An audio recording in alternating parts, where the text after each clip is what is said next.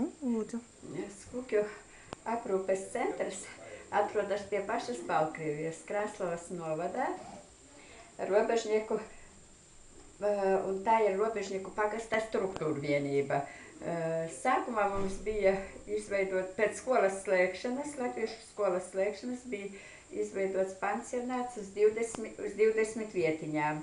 Un sakarā ar to, ka bija liels pieprasījums pēc sociālās palīdzības, tad pagasta pārvalde nolēma, ka vajag pansionātu paplašināt. Un tagad pie mums ir 52 klienti, un no 52 klientiem 19 ir guļošie, 4 cilvēki ir ratiņkrēslos, pilnīgi bez kājiņām. Tā ka mums problēma ir ļoti daudz, un mēs, cik zinu pēc preses, mūsu pansionāts ir vislētākais. 180 lati mēnesi bija līdz šim gadam, un 2013. gadā nolēma Krāslavas novada dome, ka izmaksas ir 200 lati un 20 centīmu mēnesī. Un tomēr tik lētu pansionātu visā Latvijā nav. Tas ir vislētākais pansionāts, cik mēs zinām pēc visas preses, pēc visiem internetiem. Nu, un sakarā ar to mums ir ļoti budžets diezgan pamazs līdz ar to, un problēmu ir ļoti daudz.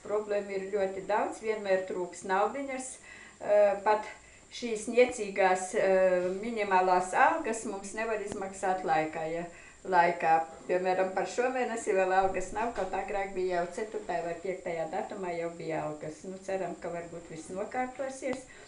Nu, tas ir tā, bet arī līdz ar to, ja pagasta pārvaldē ir grūti ar finansējumu, līdz ar to mums tā, paldies, mēs esam visu tā it kā sarūpējuši, bet tādu, kas katru dienu mums ļoti daudz aiziet, jo 19 cilvēki guļošie un tie 4 cilvēki, kas ratiņkrēslos, puse no tiem ir gandrīz pampersos, tāpēc ļoti daudz pampersu. Mums mēnesī uz 500-600 lati tikai aiziet uz pampersu, tāpēc mēs sakam, ja kāds mums palīdzētu, mēs ļoti būtu pateicīgi, tomēr būtu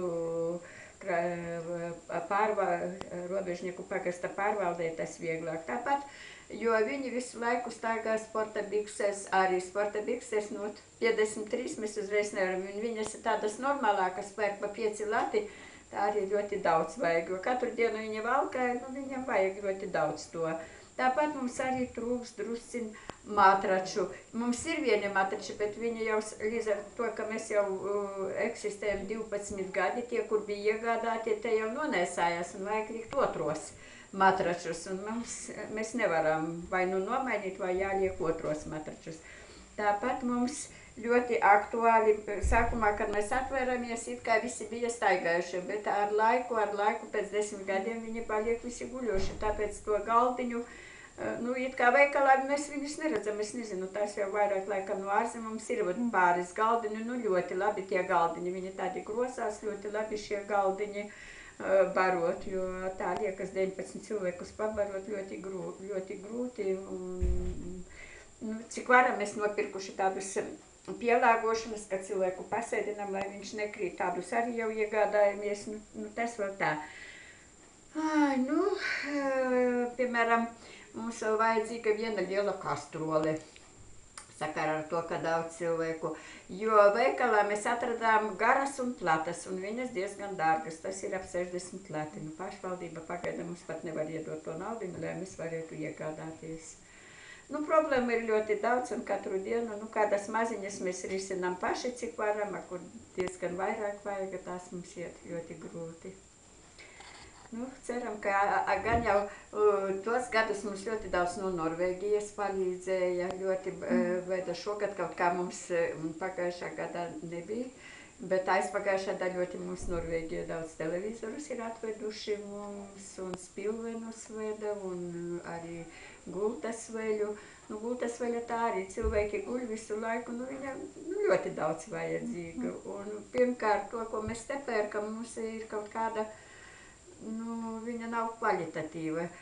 Izmazgā viņa saraujas un nav, bet mums, kad pirms atvēršanas mēs bijām Ogres nopirkuši, tur 6 lati komplekts, un tiešām tur ir tā veļa, tā ir nebojājas. Mums izmazgāja viņa tāda ir, kāda ir.